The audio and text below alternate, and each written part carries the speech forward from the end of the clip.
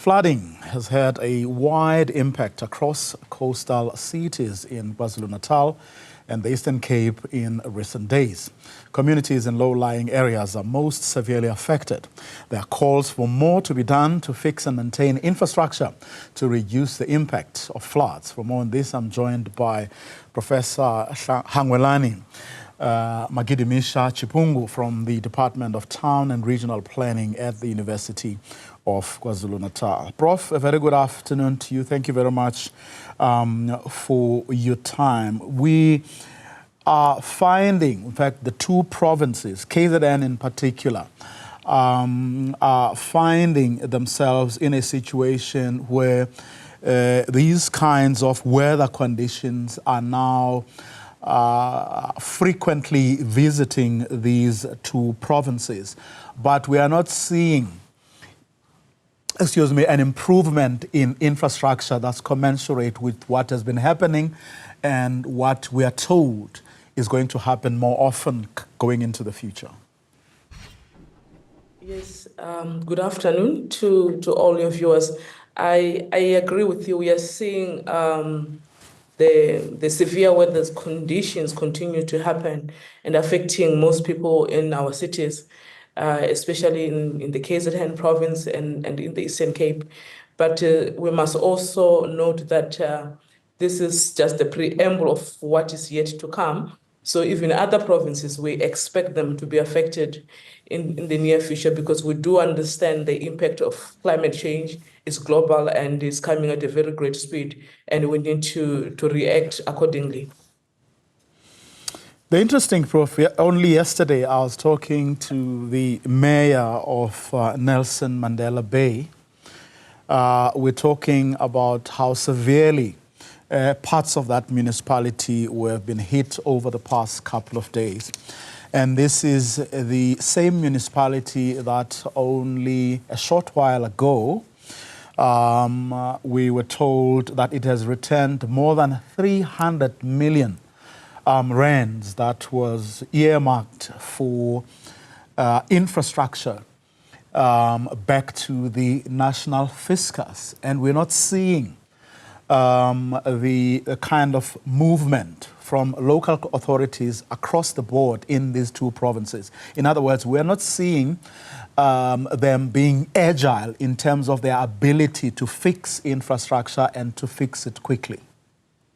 Yes, and that's really concerning if we have to return back the funds, because what we are seeing is that recently, even in the municipality in question you're talking about, they've been affected somewhere around June, and they've not recovered from that disaster.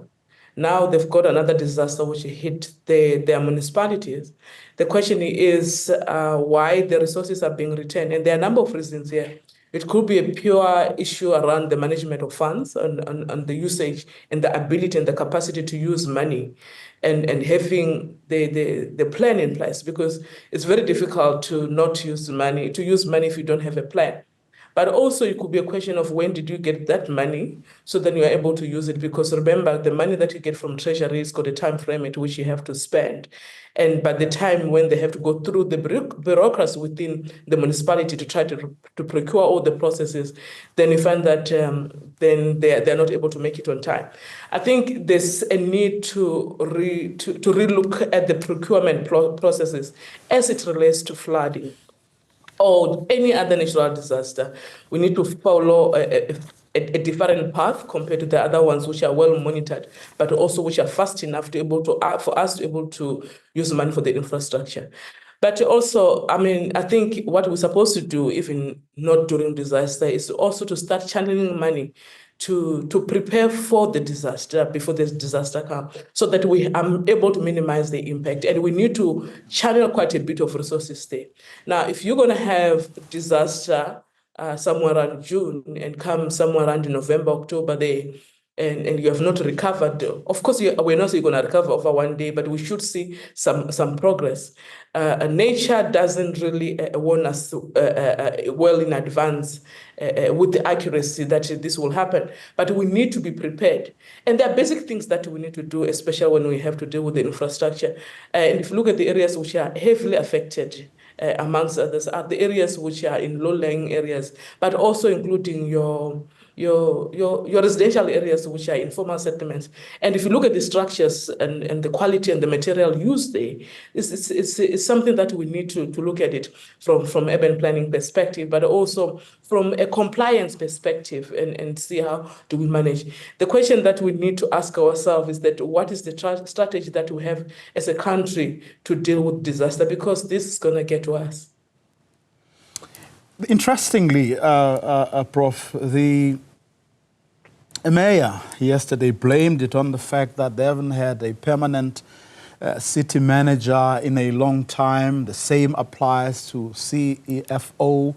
So, in other words, I mean, no one has been accountable or is able to plan for these things. But the question I asked myself afterwards was, why would National Treasury or whoever, you know, continue to give money to these people, knowing fully well that they do not have the capacity to both plan for it, but also implement, you know, the programs that they are supposed to implement, which also brings me to a second question about whether many, if not most, of these municipalities do actually have or even have the expertise, you know, to actually deal with the actual fixing of this problem, assuming they were to deal with the accountability and they would have people who are actually able to direct the monies where they are supposed to go. There has to be, it seems to me that there's something wrong with the way the government functions in its entirety. Yes, it's quite correct what you're saying, because it's a question of governance. How do we govern our cities? And the way we govern our cities will give us the results. And you're asking critical questions as to why the Treasury is giving them money. But I guess amongst other jobs, Treasury has to release money. And within this, the municipality space, we need to be able to secure human resources to able to assist us. I think we should actually recognize the effort made by the Treasury to release money, but how to use that money, then we should ask those who are supposed to use money that why the money is not being used and what is the strategy. I mean, it makes sense that if you don't have people to account, then it's a problem. It's fine, but for how long? People are stranded. We understand that, but what is the solution? And why would you leave the municipality to get to that level? And these are the issues that we always talk about as it relates to planning governance, to say, if we don't have effective and working governance within the municipality, delivering services of any sort will be very difficult. And this is what we are experiencing. And at the end of the day, the people who suffer, of course, are the people who have very little, if anything, to work with, precisely because the infrastructure has crumbled.